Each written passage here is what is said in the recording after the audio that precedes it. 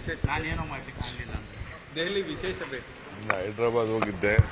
ನನ್ನೊಂದು ಖಾಸಗಿ ಕಾರ್ಯಕ್ರಮ ಇತ್ತು. ಸ್ಟ್ಯಾಚ್ಯೂ ಆಫ್ ಯೂನಿಟಿ ಹೋಗಿದ್ದೆ. ರಾಮಾನುಜನ್ ಅವರು, ನಾನು ನನ್ನ ಕುಟುಂಬದವರು ಮುಗಿಸಿ ಬೆಂಗಳೂರಿಗೆ ಬಂದಿದ್ದೀನಿ. ಡೆಲ್ಲಿಗೆ ಬಂದಿದ್ದೀನಿ.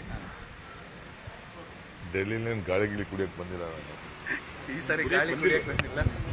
ಗಾಳಿ ಏನು ಸರ್ ಸಮಾಚಾರ? ಯಾರಿಗಾರು ನೀರು ಕುಡ್ಸಕ್ ಬಂದಿದ್ದೀರಾ ಸರ್? ಇಲ್ಲ, ನಾನು ನಾಳೆ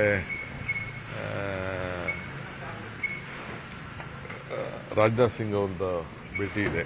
ನಾನು ನಮ್ಮ ಆಫೀಸರ್ಸ್ ಎಲ್ಲ ಭಾಳ ಹಿಂದೆನೇ ಟೈಮ್ ಕೇಳಿದ್ದು, ಅವ್ರು ನಾಳೆ ಕೊಟ್ಟಿದ್ದಾರೆ. ಪಕ್ಷದ ವಿಚಾರವಾಗಿ ಸರ್ ಯಾರನ್ನಾದ್ರೂ ಭೇಟಿ ಆಗ್ತಾ ಇದ್ದೀರಾ? ಸಾಕಷ್ಟು ರಾಜಕೀಯ 11:45ಗೆ ಇವ್ರು ಭೇಟಿ ಮಾಡ್ತೀನಿ, ರಾಜನಾಥ್ ಸಿಂಗ್ನ. ಪಕ್ಷದ್ದು ಖಂಡಿತ ನಾನೇನು ಇಲ್ಲ ಅಂತ ನಾ ಹೇಳೋಕ್ಕಾಗಲ್ಲ. ನೀವು ಸುಮ್ಮನೆ ಇರಲ್ವಲ್ಲ, ಎಲ್ಲ ನನ್ನ ಹುಡುಕಾಕ್ಬಿಟ್ಟಿತ್ತು. ಸೊ ಖಂಡಿತ ಭೇಟಿ ಮಾಡಿದ್ದೀನಿ ಆಗಲೇ. ಮಾಡಿದ್ರಾ? ಈಗೆಲ್ಲ ನಾನು ಅದೆಲ್ಲ ಹೇಳಬಾರ್ದು, ಯಾರು ಭೇಟಿ ಮಾಡಿರ್ತೀನಿ ಯಾರು ಬಿಟ್ಟಿರ್ತೀನಿ ಅಂತ.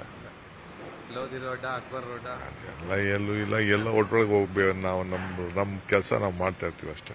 ಅದನ್ನೆಲ್ಲ ನಾನು ಡಿಸ್ಕ್ಲೋಸ್ ಮಾಡೋಕ್ಕಾಗಲ್ಲ. ಎಲೆಕ್ಷನ್ ಡಿಸ್ಕಸ್ ಮಾಡ್ತೀನಿ ಅಂತಂದ್ರೆ ಅಸ್ಸಾಂ. ಖಂಡಿತ ಎಲೆಕ್ಷನ್ ಮಾಡಲೇಬೇಕಲ್ಲ, ಅಲ್ಲ ಕರ್ನಾಟಕದ ವರದಿ ಹೇಳಲೇಬೇಕು.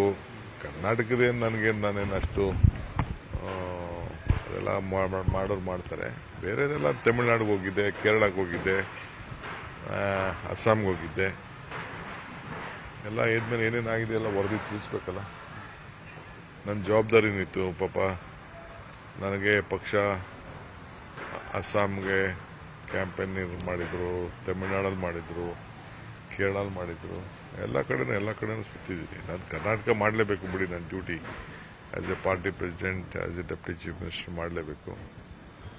ಎಲ್ಲ ಕಡೆನೂ ಹೋಗಿ ಬಂದಿದ್ದೀನಿ. ಅಲ್ಲ ಕರ್ನಾಟಕದ ಬದಲಾವಣೆಗಳ ಬಗ್ಗೆ ಏನಾದರೂ ಮಾತಾಡೋ ಸಾಧ್ಯತೆ ಇದೆಯಾ ಅನ್ನೋದೇ? ಅಲ್ಲ ರೀ, ನನ್ನಂಥವನು ಮೀಡಿಯಲ್ಲಿ ಯಾರು ಮಾತಾಡೋಕ್ಕಾಗ್ತದ? ಸರಿ, ಈ ಕಡೆ ನಾನು ಮೀಡಿಯಾಲಿ ಈ ವಿಚಾರ ಮಾತಾಡೋದೇ ಇಲ್ಲ. ನೀವು ಅದಕ್ಕೆ ಪ್ರಯತ್ನ ಮಾಡೋಕ್ಕೆ ಹೋಗ್ಬೇಡಿ. ಒಟ್ಟಲ್ಲಿ ಯಾರು